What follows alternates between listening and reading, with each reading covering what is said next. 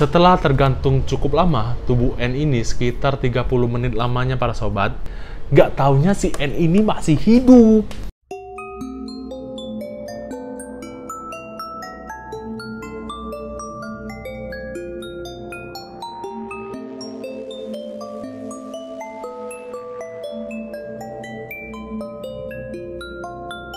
Halo para sobat, back to again dengan saya Andre Wijaya. So, welcome to my channel. Baru-baru ini kita lagi dihebohkan dengan vonis hukuman mati.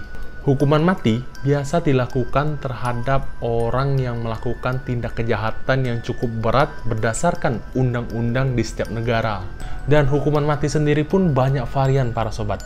Ada yang ditembak, ada yang digantung, ada yang disuntikan zat-zat kimia, ada pula yang dipancung para sobat. Nah, di sini saya ingin membahas beberapa hukuman mati tapi gagal.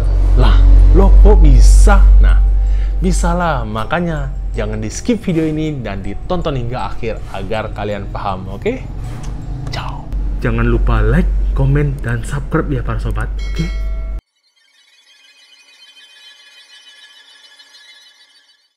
Romel Brom, pria dari Ohio ini dijatuhi hukuman mati pada tahun 2009 setelah melakukan tindak pemerkosaan serta pembunuhan. Namun, hukuman mati itu gagal dikarenakan dihentikan oleh gubernur kala itu bernama Ted Strickland. Dikarenakan petugas kewalahan mencari nadi dari terhukum para sobat selama 2 jam lamanya. Jadi 2 jam lamanya itu hanya untuk mencari nadi untuk disuntikkan zat-zat kimia para sobat. Wow, Romel mengaku nih, dia telah disuntikkan sebanyak 18 kali hingga kesakitan dan menjerit-jerit para sobat. Gila, jarum suntik yang besarnya kayak mungkin sebesar jarum infus gitu para sobat. Dia disuntikkan 18 kali loh. Wow. Tersiksa bener nih Romel. Kasihan sih, cuman dari tindakannya sih ya wajar lah ya, dia mendapatkan rasa sakit itu ya. Apa yang dia lakukan terhadap korban itu lebih menyakitkan lagi para sobat. Dari pihak departemen mengutus salah seorang dokter nih, namun sayangnya dokternya dokter magang, tidak berpengalaman terhadap hukuman mati. Nah, jadi dokter magang itu baru-baru belajar jadi dokter, diutus untuk mencari urat nadi terhukum, tapi gagal. Romel dimasukkan kembali ke daftar tunggu hukuman mati. Namun sejak saat itu, Romel yang sudah kena mentalnya itu mencoba mengajukan banding, namun ditolak para sobat. Walaupun begitu, hukuman mati jilid kedua masih bertahun-tahun lamanya para sobat, dikarenakan terbenturnya jadwal serta zat kimia yang belum pasti kapan adanya. Jadi stoknya habis gitu loh, belum tahu kapan adanya.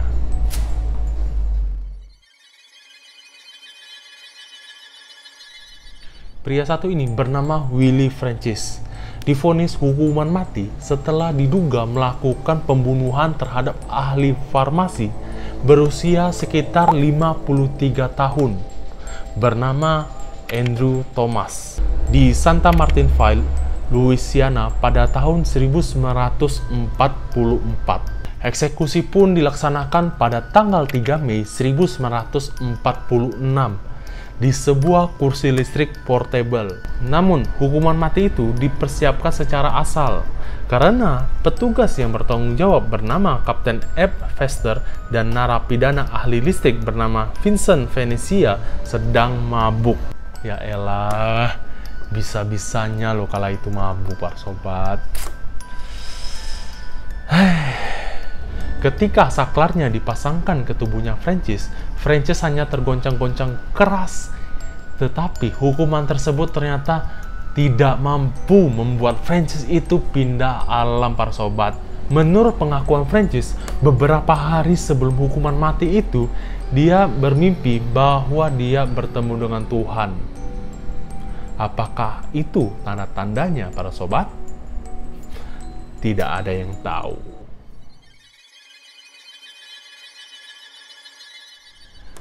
Keberuntungan sekali seumur hidup mungkin berpihak pada pria yang bernama Wenceslaw Moguel.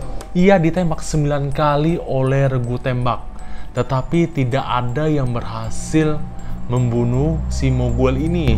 Bahkan satu peluru itu nyasar ke wajahnya hingga membuat Moguel ini cacat permanen. Moguel yang masih panjang umur ini menceritakan kisahnya ke seluruh dunia hingga ia pun masuk ke Replay Believe or Not. Mungkin para sobat pernah nonton ya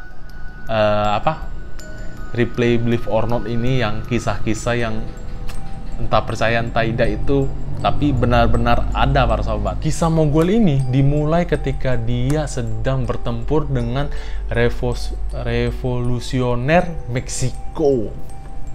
Tetapi dia divonis hukuman mati dengan cara ditembak tanpa ada proses peradilan para sobat. Dan entah bagaimana ia masih bisa hidup setelah penembakan itu terjadi para sobat. Hanya Tuhan yang tahu ya para sobat ya. Emang mukjizat itu nyata.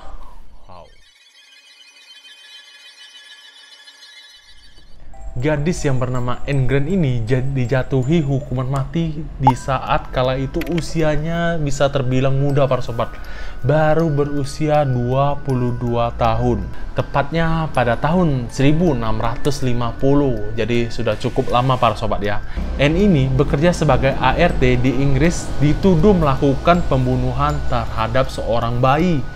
Namun bayi itu adalah bayi yang ia lahirkan, dikarenakan terjadinya pemerkosaan terhadap dirinya oleh cucu majikannya sendiri para sobat. Namun hukum di kala itu tetap menjatuhi Anne hukuman mati karena tuduhan pembunuhan yang tidak ia lakukan ya para sobat ya.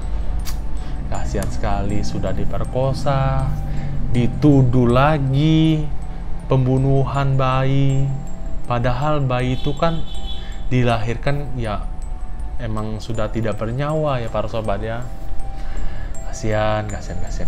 Saat eksekusi hari tiba, Anne ini diminta untuk berjalan sendiri nih ke ya panggung ya biasa, tempat ia untuk menggantungkan dirinya. Disuruh berjalan situ, melewati tangga, menaiki tangga lah. Dan parahnya lagi dia disuruh pakai tali itu, suruh untuk mengalungi ke lehernya sendiri para sobat. Setelah tergantung cukup lama, tubuh Anne ini sekitar 30 menit lamanya para sobat. Nah, tubuhnya ini diturunkan dan dilakukan pemeriksaan, dan setelah dinyatakan meninggal, tubuhnya ini dikirimlah ke Universitas Oxford untuk dijadikan bahan anatomi. Setelah sehari berlalu, ketika mahasiswa mau melakukan pembedahan terhadap tubuh Anne, gak taunya si Anne ini masih hidup. Loh, kok bisa? Sudah tergantung 30 menit lamanya, tapi masih hidup gitu loh.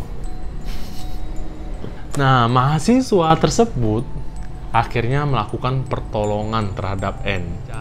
Anne ini dapat kembali berbicara beberapa kata setelah 12 jam lamanya. Setelah beberapa tahun kemudian, Anne ini akhirnya menikah dan dikaruniai 3 orang anak, serta dapat bonus, dapat hidup 15 tahun lagi para sobat.